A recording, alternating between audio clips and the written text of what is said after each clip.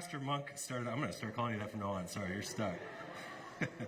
My name is Pastor Paul. I'm one of the co-lead pastors here with my wife, Pastor Britta. And Pastor Monk, Pastor Scott, got to start with a question for the kids. And actually, his question intersects with my question really well for you. And that is, have you ever waited for something for a really long time? Like just had this longing, this depth of hope for something. And then when it finally happens, what did you feel like? Right? What emotions came to mind when this thing that you've been waiting for, you've been longing for, you've been hoping for so long, finally came to pass? What did that do within you? In my own story, I knew from a pretty early age that I was being called into ministry. I'm not entirely sure why, but God decided to make that clear to me. And so I knew for a long time that seminary, and particularly seminary for our denomination at North Park in Chicago, was kind of what maybe I was being led to. And so my first day of seminary classes, I can't even tell you, I had been waiting, I had been longing for this opportunity to go to seminary, to be with others who are seeking to follow after Jesus just like I was. And Pastor Bert and I were in the same class together. She'll tell you, after class, I almost skipped along the sidewalk because I was giddy. I was so excited that this thing I had been waiting for, been longing for so long was finally happening. This thing that I had anticipated came about. Now, it didn't always go as I expected. There was a lot of disappointments, actually. And so this is the kind of experience. I want you just to, for a moment to kind of think about an experience like that. Something you waited for, you longed for, okay? For those of you watching online, perhaps you can even write that in the comments. What was something that you waited for, you longed for? And just to kind of remember to reflect, what did it feel like in your body? Where in your body did you experience those emotions, and how did that settle with you, and what was stirring within you? You see, this morning, we're beginning as Pastor Britta said, we're still in the season of Easter. And so for the next 4 weeks, we're going to be sitting in these experiences of Jesus showing up to his disciples after the resurrection. Right? And think about the emotions that the disciples must have been feeling. They had this longing, this hope, this waiting for something that they could not wait to come. For generations, before they even existed, they were waiting and longing for a Messiah who would come and save them. And then when it seems as if everything is right on the cusp of breaking forth into the glorious day, Jesus dies. And they face this significant disappointment. Their entire world is turned upside down. But then, on the third day, Jesus comes back to life. And what they've waited for, what they've longed for, has come in a way they could never have imagined. And this is the kind of feeling I want us to capture as we enter into these couple stories of resurrection. You see, Jesus came into Jerusalem, right? He was crucified on a cross, he dies, and then these women go and they find the tomb empty, right? They find that Jesus isn't there. And so then between the time that Jesus isn't in the tomb and the time that we'll hear about in a few weeks of when Jesus ascends into heaven, Jesus appears to his disciples on a number of different occasions, these resurrection experiences. And so for these next 4 weeks, we're going to be in this kind of afterglow of the resurrection, of resting into the reality that Jesus actually came back to life. And we're going to approach this by looking at the Gospel of Luke. Luke is the third Gospel, Matthew, Mark, Luke, and John. And Luke's account kind of tells the story of how Jesus shows up, as Pastor Scott so beautifully illustrated before. He shows up to these two disciples who, after all these things have experienced, they've heard that Jesus is no longer in the tomb, but they haven't seen Jesus. They're on their way walking, and Jesus shows up as they're going. And as they're going, he, as Pastor Scott again said, he fills them with these ideas of understanding more of the fullness of who Jesus is. And then it says that they realize it's Jesus. Their eyes are opened. They see Jesus. And they cannot help but run back to the disciples and tell the disciples what's happening. And the disciples say, well, Simon also saw Jesus. And then all of a sudden, Jesus is with all of the disciples. This incredible experience of Jesus showing up, of seeing Jesus face to face. And so as we're going to be looking at these stories, we're going to settle into each story actually for a couple of weeks, because we really want to rest into this reality that Jesus actually came back from the dead. Like that should just completely reorient how we think about life. It does, in fact, reorient how we think about life. And then actually after that, what we're going to do, and why we're looking at the end of Luke, is moving in on, beginning on May 22nd, we're going to continue that story. For those of you who don't know, the author who wrote the Gospel of Luke also wrote the book of Acts. And so we're going to move from the book of Luke into the book of Acts beginning on May 22nd. And we're going to follow the book of Acts all the way through the end of the summer. Now, that might sound like a really long time to sit in one book, but let me tell you, there is a lot of ground to cover in the book of Acts. So much happens as Jesus ascends back to heaven, and now the Holy Spirit comes that is imparted to the people, and the birth of the early church, and all the ways that God is active and alive, even after the resurrection, this new life that their eyes are open to. And so we're going to rest into that reality, and we're going to continue that narrative. But this morning we begin the first part of that beginning in Luke 24, the road to Emmaus story. Now, you can tell by the chairs in front of me this morning, our sermon is actually going to look a little bit different. We're going to actually have an opportunity to hear testimony and story of someone who took a journey and had their eyes open more fully to Jesus. And so we want to kind of rest into that reality this morning. But before we do that, I'm just going to kind of lay some really basic foundational groundwork from this story. We're going to go kind of quickly through this passage so we really can settle and have some time to hear this other story. And Pastor Monk, next week, is going to really flesh out the other part of that road to Emmaus story. So come back. It's going to be really good. He's already told me about it. You're going to want to hear it. So, but today we're just going to kind of briefly go over this and how this sets up for our story today. So in Luke 24, which is again the third gospel in the New Testament, Matthew, Mark, and Luke, as Pastor Britta says, it's about here in your Bible. Luke 24 will begin in verse 13. And I'll just make some brief comments on this story to kind of set us up for next week for what Pastor Scott will delve into in more depth. Luke 24, verse 13. Now that same day, two of them were going to the village called Emmaus, about 7 miles from Jerusalem.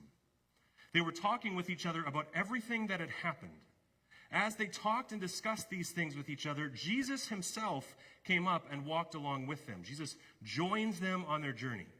But they were kept from recognizing him. You see, there's something about these resurrection appearances, these moments where the disciples see Jesus, that they actually can't quite fully understand who Jesus is without Jesus helping them to see. And so there's this kind of mystery to resurrection, right?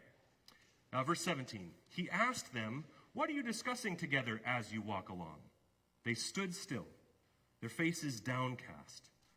One of them, named Cleopas, asked him, "Are you the only one visiting Jerusalem who does not know the things that have happened there in these days?" Oh, the irony of that, right? Are you the only one? He's actually the only one, right? He is the one who made this all happen. "What things?" he asked with a slight twinkle in his eye. "About Jesus of Nazareth," they replied. "He was a prophet, powerful in word and deed before God and all the people. The chief priests and our rulers handed him over to be sentenced to death, and they crucified him. But we had hoped that he was the one who was going to redeem Israel." Again, this is that moment, right, where they have this longing, this expectation, and they're met with these disappointments. But there's this mixing together of their hope to create something more than they could ever fathom. What is more, it is the third day since all this took place. In addition, some of our women amazed us. They went to the tomb early this morning but didn't find his body. They came and told us that they had seen a vision of angels who said he was alive. Then some of our companions went to the tomb and found it just as the women had said, but they did not see Jesus. For the gospel writer Luke, this is a really important and significant idea that the women are the ones who are the first witnesses to the reality of the resurrection. In that time, women, their voice and their position wasn't very elevated, right? Men were much more over women in that society. But here we hear in a number of accounts of the Gospels that it is women who first witness the reality of the resurrection. And it is women who come and proclaim the first sermon, the first message. "I have seen the Lord," Mary says to the disciples. This is significant, a significant call and help for us to see that it is these women who are the first to name the reality of resurrection. Jesus goes on to these two disciples. He said to them, "How foolish you are, and how slow to believe all that the prophets have spoken. Did not the Messiah have to suffer these things and then enter his glory?" And beginning with Moses and all the prophets, he explained to them what was said in all the scriptures concerning himself. You see, Jesus, he meets these two on the way. Right? Jesus meets these two disciples as they're on their journey, as they're walking together. And it's not like these two disciples wouldn't be familiar with all of the things that had just happened. And when Jesus says that your eyes haven't been opened to the ways of the prophets, right? They would know these scriptures. They would know these things to be true. But what Jesus does is it says he explains, or actually it says he interprets these things to the disciples. He opens up their eyes to a different way of seeing things, of interpreting the scriptures through the lens of who Jesus is and how Jesus is the fulfillment of all of these things. And so it's as these disciples and Jesus are going on their way, as they're moving forward, it's as if Jesus is looking backwards and helping the disciples to look backwards as they move forward into understanding the resurrection. Do you see that image? I'm going to do that journey again so you can really see. As you walk forward, Jesus is helping the disciples look backwards to understand the significance of what Jesus does so that they can move forward into understanding the future more fully. They understand the reality of the resurrection more fully. You see, in the Gospel of Luke and all of these stories we're going to talk about in these next couple weeks, it was essential for the people to see Jesus. They couldn't just hear about the tomb being empty. They had to see it with their own eyes. But we, as followers of Jesus many years later, we don't have the luxury of getting to see Jesus face to face. And so we ourselves, we need to experience resurrection to understand more of the fullness of Jesus. Right? We all can point to these moments, these testimonies in our own life where we have experienced a moment of resurrection, something in our own life that has been raised back to life from death, and that helps us to see the fullness of Jesus. And so that's what we're going to do with the rest of our time this morning, is see more of the fullness of Jesus. And there's this idea of, as Jesus is moving forward and helping the disciples look backwards, there's this term in our denomination called Sankofa. And it's a term that comes from the country of Ghana. And in Ghana, it's this idea. It says, actually, this mythical bird describes this. It's as the bird is moving forward, it's looking backwards. And so the central idea is that we go back to retrieve things of value from the past, so that as we are in the present, we can move forward with a better understanding into the future. Now, in our denomination, Sankofa has been kind of equated to this very intentional journey that happens. And it's a journey that happens cross-racially. And so what happens is there are people from all across our denomination, from all across the country, that gather together in pairs, and they go back and they look at these significant moments kind of throughout this journey that they take of the civil rights movement. And so they begin in Atlanta, and they are on a bus, and they journey together on a bus in pairs to discover and look back and retrieve things of value from the past to help them be more present so they can move forward into the future. Now, at the very outset, I want to be really careful and very clear. Sometimes it can be easy to take our own stories and to over-spiritualize them, right? Jesus wasn't going on a Sankofa journey with his disciples. That's not what we're trying to say this morning. But the foundational reality that Jesus was helping to interpret these scriptures, that Jesus is at work in renewing and resurrecting things from the dead, is formational and foundational in us. And so then from that place of allowing those things to form and be foundational in us, our eyes can be opened as we seek to go back and retrieve things of value to move forward into the future. And so this brings us now to a time where I want to invite Nancy Dow forward. Nancy is a congregate longtime member here at Newport, and she has gone on this Sankofa journey with our denomination just a few weeks ago, right? And so we wanted to kind of capture this moment where Nancy is kind of in the afterglow of this experience. Again, not a perfect one-to-one correlation, but a way for us to hear from her and to help our eyes be more opened to the fullness of the picture of Jesus. So, Nancy, is there anything I didn't cover about Sankofa? You did really good. That was impressive, walking back and forth across here. Thank you. I will say that at the heart of Sankofa is an understanding that we have much more to learn from each other about how to live more like Christ intended and how to show more care for each other. That is beautiful. Can we say thank you to Nancy for coming and doing this, by the way? Thank you. Nancy has a whole lot of stories that she could tell. So afterwards, if you have more questions, her story is full of resurrection experiences, truly. But we just want to invite her to share about this morning. So can you tell me, Nancy, how did this journey start for you, this idea of going on Sankofa? Where did it begin for you? So it began right there at a Methodist church camp. The last time I went to summer camp, it was a special theme program on race. 25 teenagers, half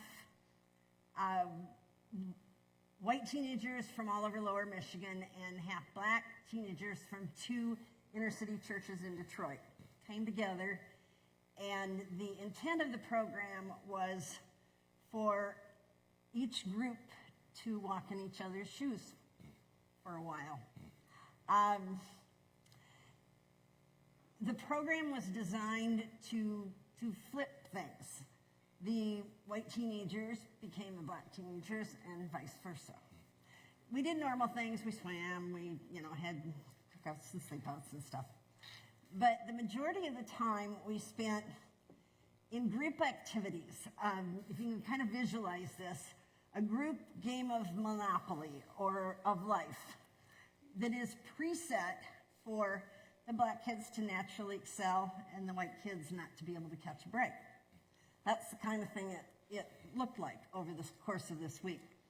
And as a group, all of us just went for it. I mean, it was an amazing experience. And did I mention this was in 1969? So, imagine a few people in here have played Capture the Flag. Capture the Flag was our Saturday night finale to the week. We were still in our reverse roles, but we weren't content with that. We didn't want to just pretend that we were black and they were white. We wanted to look like it. So we pulled out our clothes and we started sharing.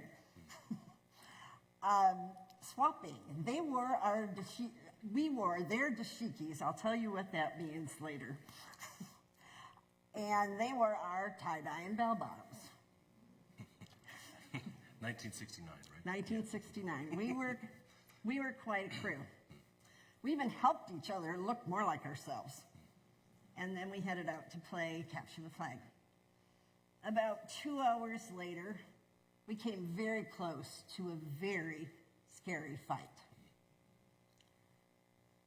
And we initiated it. Because for a week, we couldn't catch a break. And that was hard. The fight was averted. We didn't get much sleep that night. But before we left camp, we all knew that our black friends had experiences of life that we didn't have, that we didn't even know existed. And they knew that there were white people that really wanted to learn and really wanted to understand. It was a phenomenal experience. That's the beginning of my journey to Sankofa, a long time ago. Thank you for laying that significant foundation for us. So then from that, how did you find out about Sankofa and kind of what instilled within you like the desire to move forward on that journey? Okay, so in 2018, I read an article in the Seattle Times about the National Memorial for Peace and Justice that had just opened in Montgomery, Alabama. That's a picture of it is in the upper right-hand corner of the slide. Upper left. Other left. Yeah. And this thing that's in the upper left went instantly onto my bucket list. Fast forward 2 years, 2020, our superintendent, Greg Yee, invited our life group to go as a group to see the movie Just Mercy and come to a follow-up gathering. The movie was about a young lawyer named Brian Stevenson, lower left-hand corner, played by the people in the middle, who was serving an internship working with death row inmates in Alabama. When the movie credits started, I realized Brian Stevenson from the movie never left Alabama. He organized the Equal Justice Initiative. It remained in Alabama and continued to serve death row inmates, and also created the Memorial for Peace and Justice and its partner museum, the Legacy Museum, both of which are absolutely amazing. I didn't realize this till the credits, that all of these things were linked. When when we met for the follow-up meeting, they brought people from 4 or 5 covenant churches in the area. And we were there to listen to Dominique Gilliard, gentleman in the right upper corner, who led the covenant program. I'm going to do this backwards. Love, mercy, do justice. Yes. I often get it backwards. And that was the first time that I heard the Peace and Justice Memorial referred to by its nickname, the Lynching Memorial. It was also the first time I heard the term Sankofa, or Sankofa Journey. A very short time later, like less than a month, Sankofa hit, the world shut down, and everything stopped. So January this year, so another 2 years, I'm going to let you cover the racial reconciliation class. So part of this, too, just to kind of flesh out again, so Dominique Gilliard is for our denomination, right? He serves in this department called Love, Mercy, Do Justice, which is an opportunity for us to, as denominational people, to understand more of these things, to intentionally help us journey on these pathways. And Dominique has facilitated this Sankofa journey, and Greg is our superintendent for our conference. So he's a denominational leader who's helped. And so at this meeting, you had seen this Just Mercy, and so from there, then that kind of instilled this idea of going on the Sankofa trip, that intentional trip, which coincided then. Pastor Rick Mylander and Janet Batiste, one of our elders, this fall began, they came to Pastor Britt and I and asked about this class, an invitation or a journey towards racial righteousness, which is all of these things are kind of intermingled and connected to each other. And so then from that class, that became a way for our congregation to intentionally be doing this together. And that coincided with your own story because you were in that class. Mm-hmm. And that then was where there was kind of this intersection with Sankofa. Lots of intersections. Mm-hmm. So I found out that the Sankofa journeys had started again, and there was one in March. But I needed to find a partner to go with me, which is considerably easier said than done. And eventually determined that I was not going to pull this off in time and would need to push it out till October when the next trip is. And then I get a text from Pastor Rick. Check your email right now. Dominique had put out a notice to a number of churches around the country because they'd had a change and they needed a white woman partner to complete the trip that was happening in just a couple of weeks. I took about 2 hours to figure out what was going on in my calendar and my life and said I could go. So to make a long story short, I figured that only God could manage something so convoluted and bring so many parts of my life together in a complete circle in 2 weeks, which he did. Certainly the hand of God at work in much of this story. Yeah. So obviously then if you're going to have an intentionally cross-racial journey, you can't do that alone, right? You're only one, we're only one race. And so as you did that, can you describe a little bit about the group that went and then also kind of tell us a little bit more about your partner? So these are all the group pictures of the Sankofa Sojourners for March 2022. This group represents 16 pairs of intentional cross-racial partners. A lot more women than men in this group, which is not always the case. The ages ranged from people in their 30s to, I think, me. The majority being in their 40s and 50s. The big green bus in the picture was our transportation, our snack room, our classroom, our movie theater, and Saturday night's hotel room as they drove us from Memphis back to Atlanta. We spent a lot of time on that big green bus. Got to know each other very well. And part of this whole thing, right, is that you're journeying with this group of people from kind of significant location to significant location, learning about and kind of retrieving things from the past, right, Yep. to bring them forward into You the got it. present. Can you tell us a little bit about Jackie, your partner? So this is Jackie. We were introduced by email about 2 weeks before the trip. We talked, texted, and Zoomed, and she taught me a new way to grow tomatoes before we'd ever met each other. Sankofa partners are roommates, or mealmates, or seatmates. They give us assignments for questions to discuss. You spend a lot of time with your partner.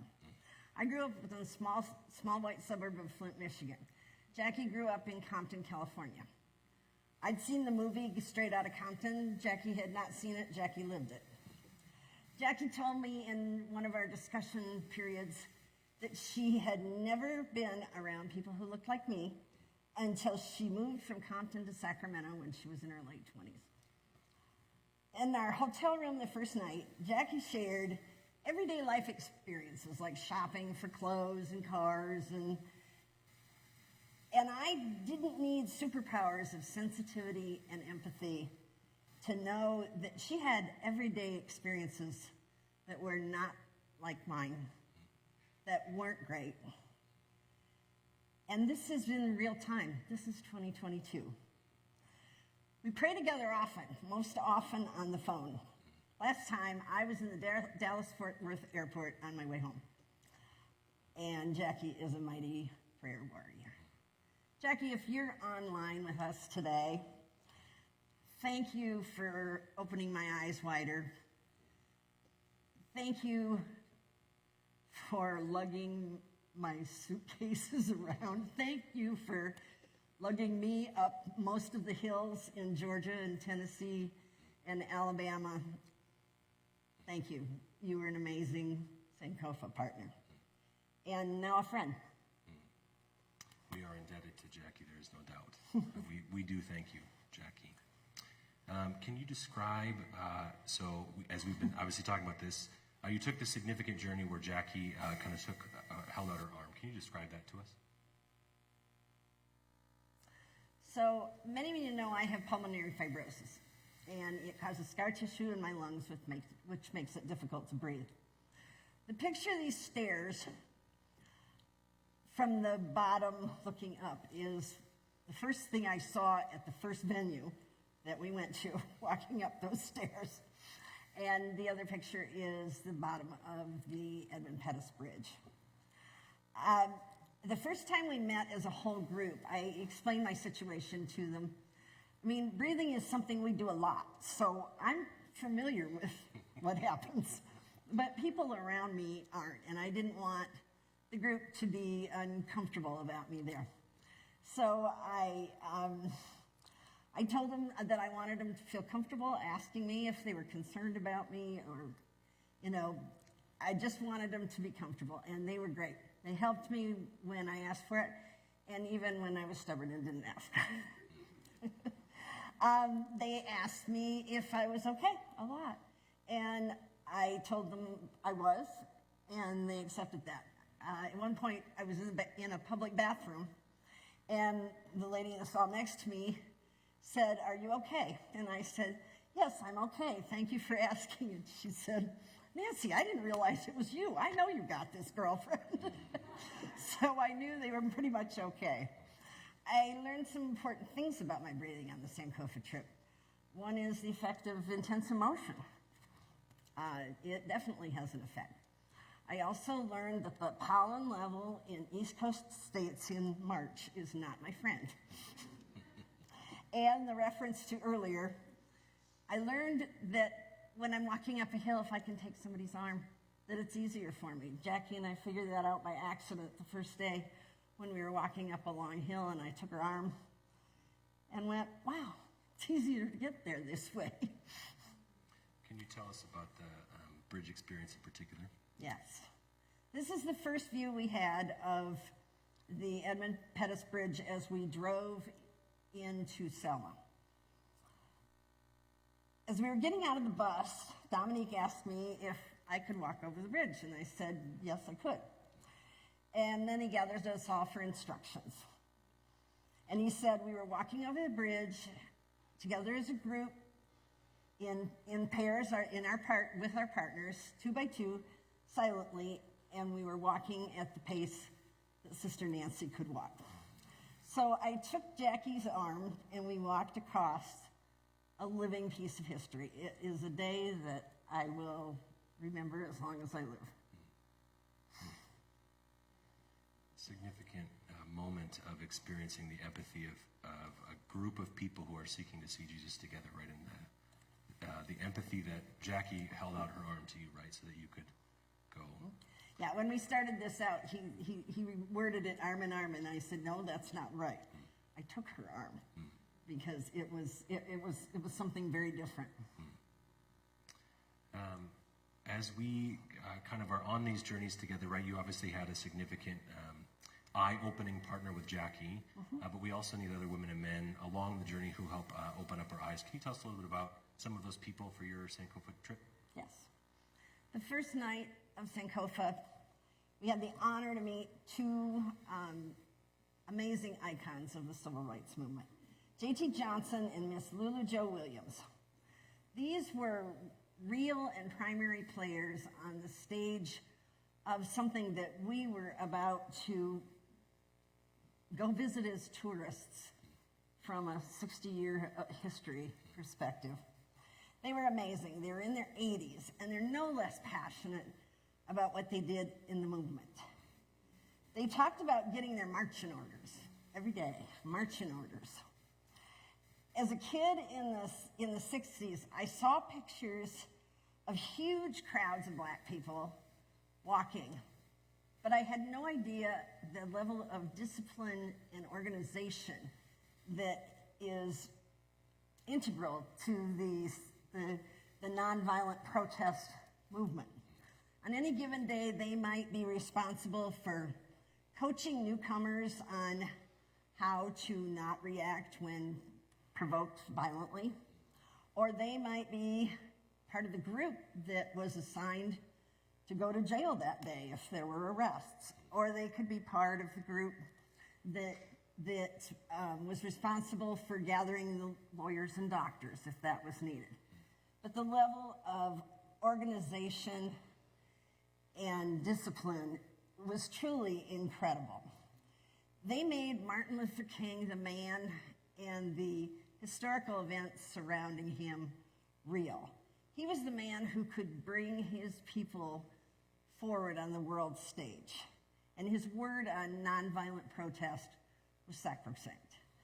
They always spoke of him with reverence. He was Dr. King.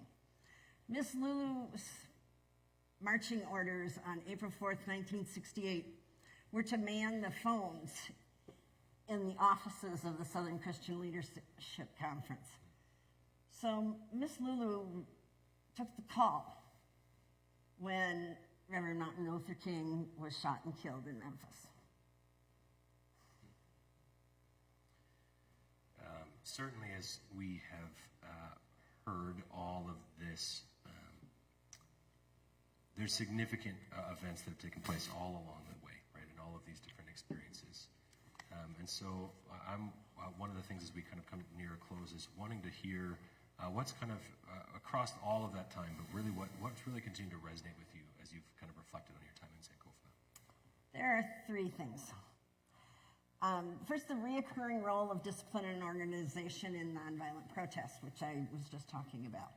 Particularly the extreme contrast between the calm, silent marches that I saw in pictures as a kid in the 60s and the violent reactions that often met them. Next thing was I read the Principles of Nonviolent Protest that earned Dr. King the Nobel Peace Prize. Specifically that, I'll read it, nonviolence seeks to defeat injustice, not people. Nonviolence recognizes that evildoers are also victims and are not evil people. This one really gave me pause, given how I feel about police with attack dogs and water cannons and men in white sheets. And I haven't come to terms with this one yet. This is a work in process. And last but not least is the legislation to make lynching a federal crime was introduced first in 1901 and was voted down over 200 times. But in March, it passed both houses of Congress and was signed into law by the president on March 29th, 2022, 9 days after I completed my Sankofa trip. Symbolic though it may be, it's overdue. Nancy, you have really articulated a lot of things for us. In particular, what you, as we've been kind of talking about this obviously for a long time to get prepared for this morning, one of the things that you have said that's been really significant to me is this idea of having our eyes opened more to the fullness of people, right? And as you talked about the significant empathy that group had for you, for Dominique, let's walk at Sister Nancy's pace, of the lifelong friendship you've fostered with Jackie. Really, a lot of what you have and I have talked about is this idea of having your eyes open to seeing that every person is made in the image of God. Even as you've wrestled with the realities of what the nonviolent movement was, of realizing every person is made in the image of God. And so there was kind of as we were figuring this out, there's kind of this, in my mind, this kind of capstone moment of seeing more of the fullness of Jesus, of kind of going through this resurrection experience, right, of having our eyes opened anew to the way that Jesus is at work. So can you tell us a little bit about, in bringing all this together, about the Wales window in Alabama and kind of the significance of that for you? Mm-hmm. The Wales window was a gift to the 16th Street Baptist Church, where 4 little girls were killed in a bomb explosion. It was a gift from the country of Wales. The gift was spearheaded by a Welsh artist, John Petts, who raised the money, who designed the window, and who installed it himself in the church. He intentionally limited donations to ½ a crown, which at that time was about 15 cents, because he wanted the gift to come from the people of Wales and not be funded by a single wealthy donor. Over 3,000 separate donations, many from school children, contributed to this window. What I see in this window design is a personal level of understanding, sensitivity, and empathy for the people who had personally lost 4 little girls in a bomb explosion. First, in this crucifixion, Jesus' skin is brown, which is much more like the people that are members of the congregation of the 16th Street Baptist Church, and probably more like Jesus actually looked than the view that we often have of the white, blonde, blue-eyed Jesus.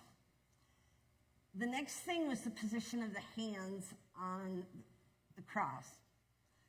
One hand is reaching out in forgiveness. The other is pushing back against the violence that would cause somebody to set a bomb in a church on a Sunday morning. The last thing, which you may or may not be able to see, are the words that appear at the bottom.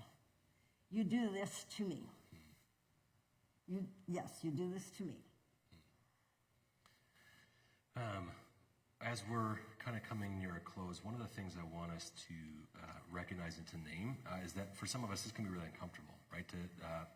Naming that these journeys are not easy, right? There's some significance of what happens in this, of having our eyes open, of retrieving things of value from the past as we seek to move forward.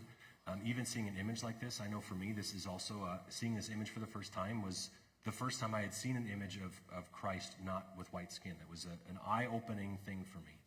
And so we want to recognize and name that this can be uncomfortable. This can create spaces of conversation, and that's really the whole point of the Sankofa journey, right? Is to, as we're seeking to look back and retrieve things of value from the past, how are our eyes opened so that we continue to see the fullness of Jesus, right? The fullness of humanity in each person.